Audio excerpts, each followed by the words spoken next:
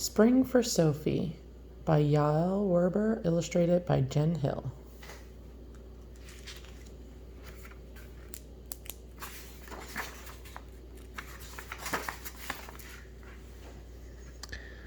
When will spring be here? Sophie asked her mom. Spring comes slowly, her mom told her. How will I know when spring is coming? The first way to tell if spring is coming is to listen for it.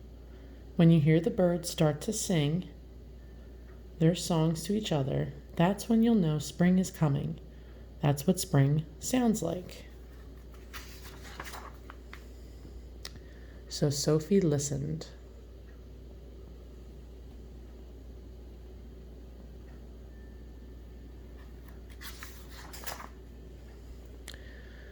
She listened in the mornings when she played with her sister in the snow, and she listened in the evenings when she helped her dad collect wood for the fire.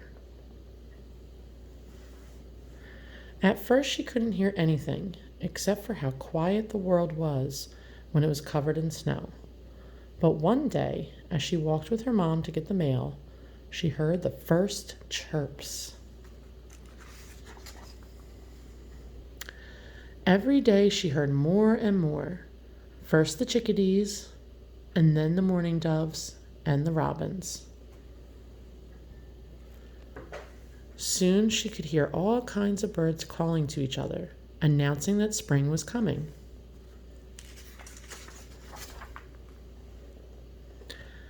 But outside is still all snowy and cold.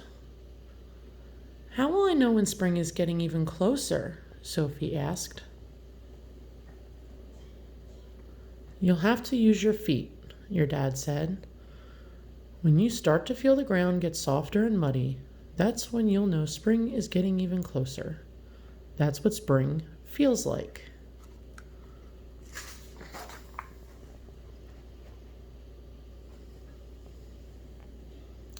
So Sophie paid extra attention to her feet.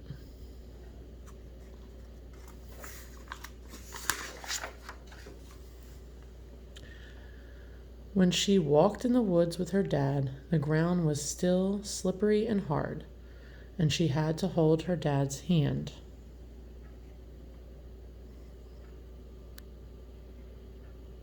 When she walked shadow with her mom, everything still felt icy. But then one day the ground felt softer than before, and the snow was slushier, and pretty soon her boots started sinking into the ground, instead of slipping on top of it. Sophie felt spring getting closer.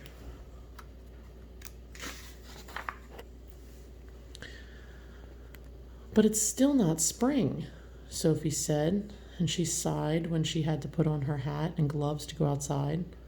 How will I know when spring is really here? Well, Sophie, you'll have to use your eyes and nose to tell if spring is here, her mom said. You'll have to watch and wait until you see the snow start to melt. And you have to wait until the air begins to smell like earth and rain. That's when you'll know spring is here. That's what spring looks and smells like.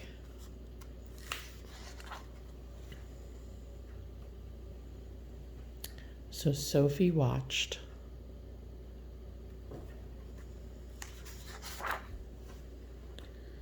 She watched as the ice melted off the lake and as the snow turned to puddles in her yard. She watched as flowers pushed up from under the ground and showed their stems. And she watched as new moss covered the rocks in the woods. She saw the world turn from white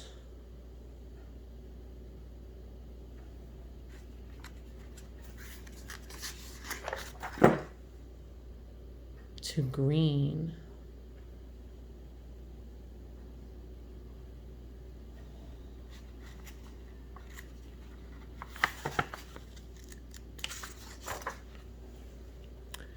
And then one day, after the snow had melted, Sophie smelled the air.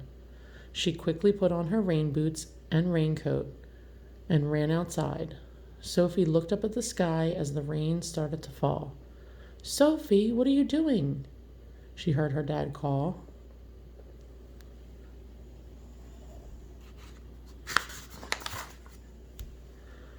Sophie stuck out her tongue to catch the raindrops. Now I know spring is here, she called, because this is what spring tastes like. The end. Spring for Sophie.